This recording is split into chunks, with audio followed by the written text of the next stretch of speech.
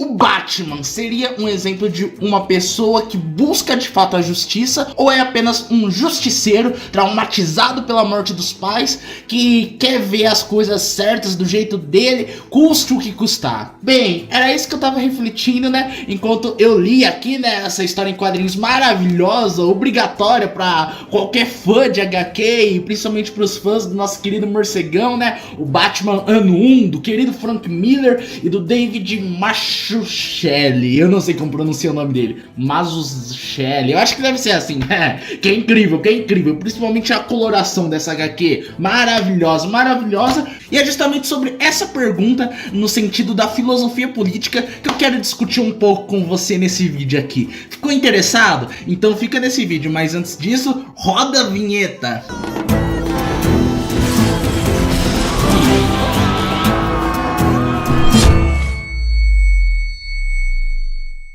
Não entre em pânico, eu voltei, meus caros, Christian Jeff na área mais uma vez pra falar hoje sobre ele, mano. Na humildade, ele tá no meu top 3 heróis favoritos, né, junto com o Capitão América e o Wolverine. Nosso querido Batman, velho, nossa, eu sou muito fã dele. E ele é um personagem extremamente interessantíssimo, né, do sentido filosófico. Pra mim, mano, as HQs, as histórias em quadrinhos têm valor literário, claro.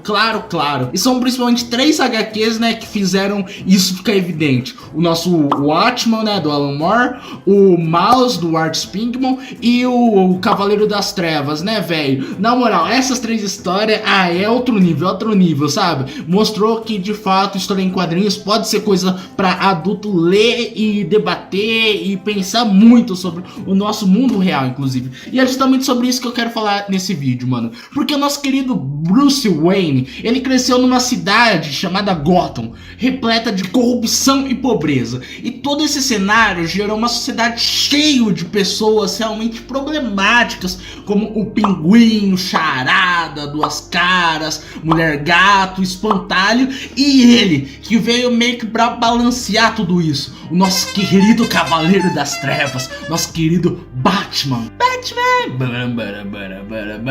Vou ficar com a música do Ramones na cabeça agora. Vou escutar ela já.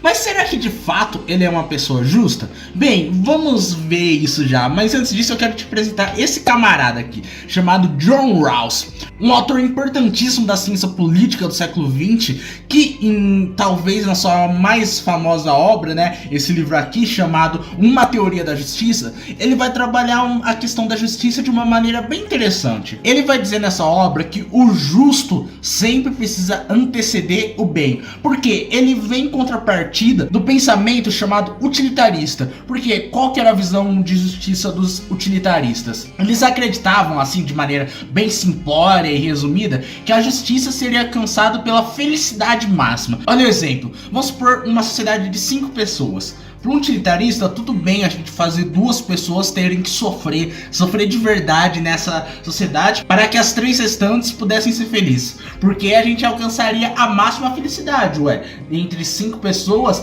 3 é a maioria. Isso é basicamente o pensamento utilitarista. Lógico que é muito mais do que isso, mas só para você entender aqui o debate. E pro Rawls, isso estava tudo errado, porque os utilitaristas, segundo ele, tratavam o ser humano como meio e não como fim da justiça. E esse era o grande erro, porque Rawls acreditava que a justiça seria alcançada pela equidade entre as pessoas. E para a gente alcançar essa justiça pela equidade, a gente precisa primeiro entender o que é o justo. A gente precisa pensar numa sociedade ideal, justa, para a gente saber de fato o que é justiça. E como que a gente pensaria nessa sociedade ideal para a gente conseguir pensar a justiça de maneira prática? A gente faria um exercício hipotético que ele chama de véu da ignorância, que é mais ou menos assim. Vamos supor, você vai tentar descobrir o que é o justo para a sociedade, então você vai vestir o véu da ignorância. Quando você vestir o véu da ignorância, você não vai lembrar mais qual que é o seu sexo, qual que é a sua origem familiar, qual que é a sua etnia, qual que é a sua nacionalidade, qual que é a sua altura, qual que é a sua classe social, nada. Você não vai lembrar mais nada sobre você. E aí, né, quando você fizer isso, a gente vai debater o que é o justo sem buscar interesses pessoais próprios. A gente vai estar buscando buscando de fato uma justiça igual para todos, o justo pelo justo. E para Rouse era assim que nós devemos buscar justiça.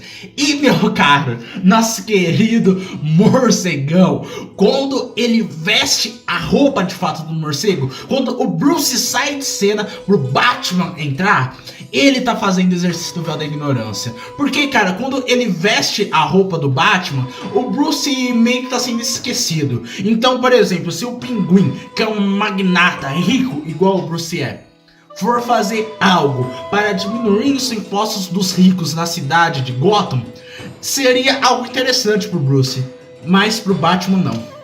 Porque o Batman é o último. Porque o Batman não é mais o Bruce.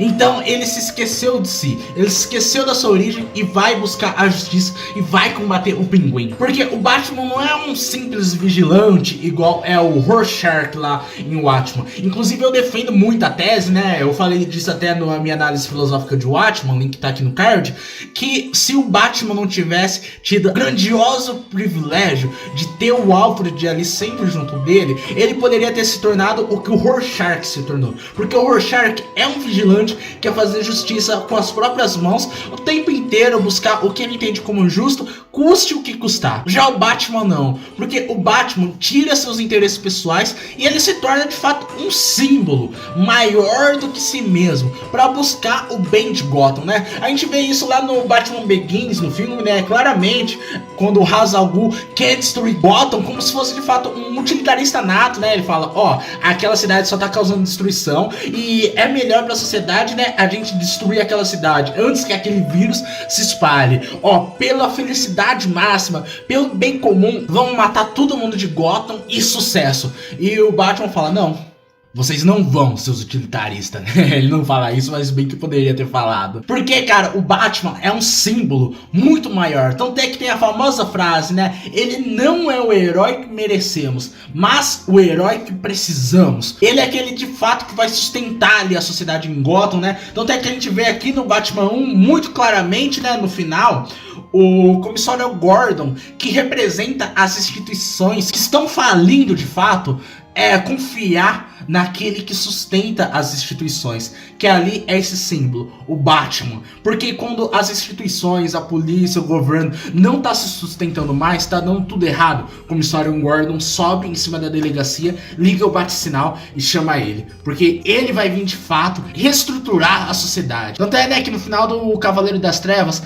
ele não liga de ser perseguido pela polícia, de se sacrificar ali, porque ele é um símbolo que tá ali para sustentar o ideal de justiça ali, quando ele tá vestindo seu véu da ignorância, que é de fato a roupa do morcego. E essa é a minha opinião, mano. Eu amo muito o Batman, de verdade, mano. Na moral, que herói bom, mano. Que herói bom, velho.